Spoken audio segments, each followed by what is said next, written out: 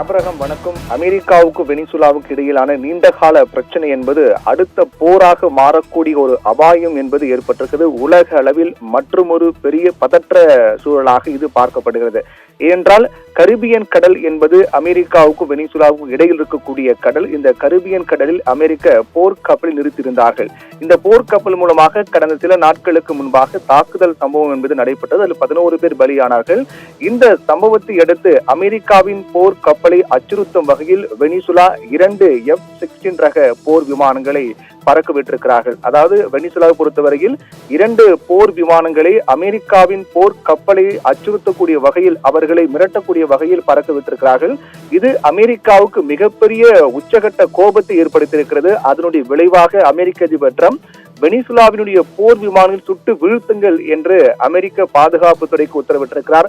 இதனால் வெனிசுலாவை நோக்கி சீரிப்பாய அமெரிக்காவின் போர் விமானங்கள் தற்போது ஆயத்த நிலையில் இருக்கின்றது. அதற்கான சூழல் என்பது ஏற்பட்டிருக்கிறது. இதனால் உலக அளவில் மற்றும் ஒரு பதற்றம், உலக அளவில் மிகப்பெரிய போருக்கான தொடக்கமாக இது அமையுமா என்ற அளவில் இது பார்க்கப்படுகிறது. இந்த சம்பவத்தினுடைய முழு பின்னணி பொறுத்தவரையில் அமெரிக்காவும், அதாவது தெற்கு அமெரிக்க நாடாக இருக்கக்கூடிய வெனிசுலா, அமெரிக்காவும் வெனிசுலாவும் நட்பு நாடுகள், பல ஆண்டுகளாக நட்பு நாடுகளாக தான் இருந்தார்கள். இந்த 2 நாடுகளுக்கு இடையே அதிகாரப்பூர்வ எல்லை பகிர்வு என்பது இல்லை. 2 நாடுகளுக்கு இடையே கரிபியன் கடல் உள்ளது. இந்த கடல் தான் 2 நாடுகளுக்கு இடையே இருக்கக்கூடிய கடலாக இருக்கின்றது. இப்படி நட்பு நாடுகளாக இருந்த அமெரிக்காவும் வெனிசுலாவும் அதற்கு 2000ஆம் ஆண்டில் தான் அவர்களுக்கு இடையே இந்த விரிசல் என்பது ஏற்படுகிறது. அதற்கு முன்னதாக ஆயுதம், போர் விமானம் உள்ளிட்ட பரஸ்பர வர்த்தகம் என 2 நாடுகளும் நட்பு நாடுகளாக இருந்தார்கள். குறிப்பாக சொல்ல வேண்டும் என்றால் F-16 ரக போர் விமானம் கூட அமெரிக்கா வெனிசுலாவுக்கு 24 விமானங்கள் 2 ஆண்டில் 1982 85 வரை 2 ஆண்டுகளில் 24 விமானங்கள் வழங்கியிருக்கிறார்கள்.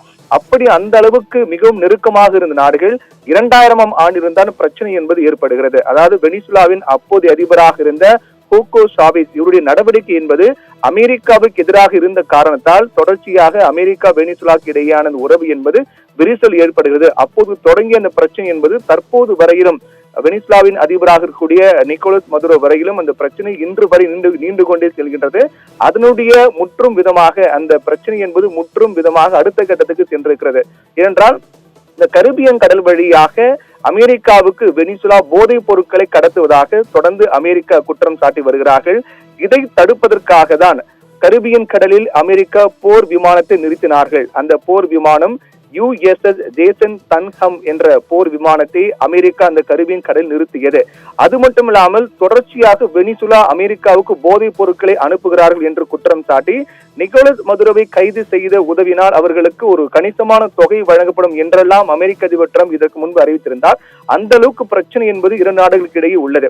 இப்படிப்பட்ட சூழ்நிலையில் இந்த போதைப் பொருள் கடத்தலை தடுப்பதற்காக அமெரிக்கா தன்னுடைய போர் கப்பலை USS ஜேசன் தன்ஹம் என்ற போர் கப்பலை கரிபியன் கடலில் நிறுத்தினார்கள்.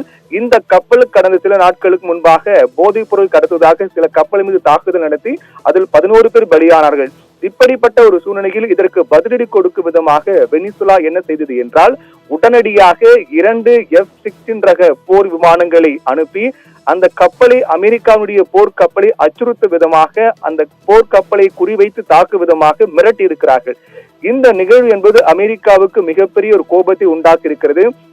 இதனால் கடும் கோபமடைந்த அமெரிக்க அதிபர் ட்ரம்ப் வெனிசுலாவினுடைய போர் விமானங்களை கண்டவுடன் சுட்டு வீழ்த்துங்கள் என்ற உத்தரவை அமெரிக்காவின் பாதுகாப்பு துறைக்கு பிறப்பித்திருக்கிறார். அது மட்டுமல்லாமல் கரிபியன் கடலில் அமெரிக்காவின் போர் கப்பல்களும் குவிக்கப்பட்டிருக்கின்றது. வெனிசுலாவும் அதற்கு ஈடாக நாங்களும் அதற்கு தகுந்த பதிலடி கொடுப்போம் என்ற வகையில் வெனிசுலாவும் போர் விமானங்களை தயார் நிலையில் வைத்திருப்பதாக சொல்லப்படுகிறது. வெனிசுலாவை நோக்கி அமெரிக்காவின் போர் விமானங்கள் சீறி பாயக்கூடிய சூழ்நிலை உலக அளவில் மிகப்பெரிய பதற்றத்தை உண்டாக்கி இருக்கிறது. என்றால் ஏற்கனவே தொடர்ந்து பல்வேறு நாடுகளுக்கு இடையான மோதல் போக்கு என்பது காணப்பட்டு வருகின்ற சூழ்நிலையில் வெனிசுலாவை குறிவைத்து அமெரிக்கா தாக்குதல் நடத்தினால் அது மிகப்பெரிய போருக்கான தொடக்கமாக அமையும் என்றும் அச்சம் என்பது ஏற்பட்டிருக்கிறது. இந்த நிகழ்வு தொடர்ந்து உலக அளவில் தீவிரமாக கண்காணிக்கப்பட்டு வரக்கூடிய ஒன்றாக பார்க்கப்படுகிறது. விரைவில் இந்த 2 நாடுகளுக்கு இடையான பிரச்சனை என்பது சுமூக தீர்வு ஏற்பட்டு அமைதி என்பது நிலவ வேண்டும் என்பதும் உலக அரசியல் பேசக்கூடியவருடைய கருத்தாக இருக்கின்றது. அபிரகாம்.